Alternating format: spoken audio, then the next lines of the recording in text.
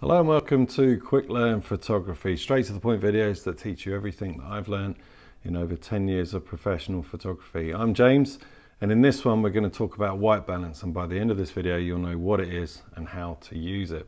So white balance is very important. Long story short, it affects how warm or cool your image looks, whether it's sort of a more blue tone or a more warmer tone like orange and everything. Just adjust that basically. There's other variables as well like the tint and stuff, but basically how cool and warm an image is. Now most of the time we use auto white balance. I'm using it right now and I will use it for these videos because the light can change in here. I'm using window light hitting me, so when the sun comes out or if it's cloudy it can change a bit, so you might see a little shift in how I look.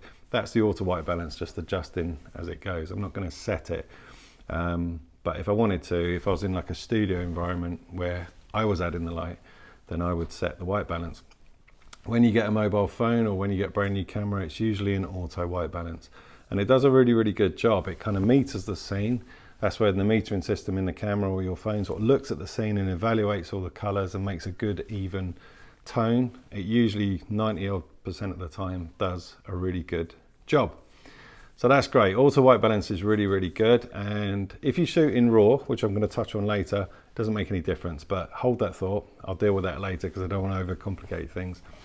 So sometimes though it's good to control the white balance. So if you're like adding light and you want consistent pictures, then you control the white balance. So if I'm doing like portrait headshots, say there's a team of different people, I've got a studio set up, I will set the white balance so everybody's skin tone looks exactly the same and the background looks the same. So imagine if someone comes out with a red jumper, another one comes out with a green shirt, another one comes out with black hair, another one comes out with blonde hair, another person's come out who's dark skinned, another person.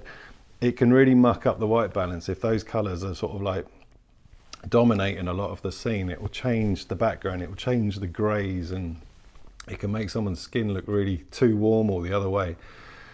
So it's good for you to control the white balance. It's just adjusting it up and down basically and getting it right. And there are certain things for certain looks. So think of some of the films that you've seen, like sometimes they really have a dark, cool blue look, and that's adjusting the white balance. Sometimes it's the other way, a really orangey, warm sort of look, kind of like June. I don't know if you saw that recently. So it's white balance is key for these sort of things to really get an atmosphere, and you can control it too.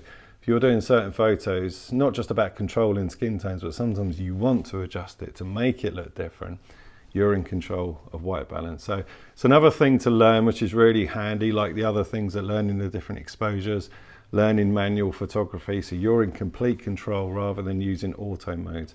Auto modes are really good and auto white balance is really good, but it's good to know how to manually control it in case you ever need it. So let's dive into that right now and I'll show you how it works on the camera. Okay, so I'm going to demonstrate white balance on the back of the camera with our trusty model here. Let's make sure it's in focus. Yep, it's focused on all right. And let's go to white balance. Now normally you go to your menu and you'll find your white balance there, or your camera might have a dedicated button for it. But I've made a custom button C3 and up comes white balance. So it's on auto white balance at the moment and it's doing a pretty good job. It's quite warm in here, as in warm looking, warm walls, warm lights, that sort of thing. So it's doing an okay job. Now, if I scroll down to the different settings, it shows you the sort of preset white balances that will come with your camera. Your phone will have these as well, like cloudy, incandescent. You can see the difference it makes there. And then all these weird and wonderful ones, even underwater white balance if you want. Let's go to the K now. This is important. This is Kelvin. So this is the temperature. So let's click it over to that. So it's at 5400 Kelvin, which to me looks a bit too warm. So let's drop it down and get it how I want it to be. So now it's cooling down a bit. There you go. That looks about normal and natural. Now if I want it to get really funky, I can make it really cool. There you go. So it's going proper blue now. See the difference? So that might be the look that you're after. Let's go the other way now, make it apocalyptic. So let's go, you can see it getting crazy warm now. So yeah, now it's like really orange. So let's get it back to where I thought was good, roughly about there looks okay. tad warmer. Let's go. Yeah, that's fine. So that's how you control your white balance if you want to do it manual. So if you're doing any kind of lighting, studio lighting, you want to do this. Now, I don't want to get too technical. Just practice with that at first, and you can do it on your phone as well. But if you flick over to this gets more advanced now. There can sometimes be a green or a magenta tinge, so you can really go to town with how you want the image to look. But that's quite complicated. Don't worry about that for now. And plus you can do this in editing. So that's white balance. And yeah, hope it helps.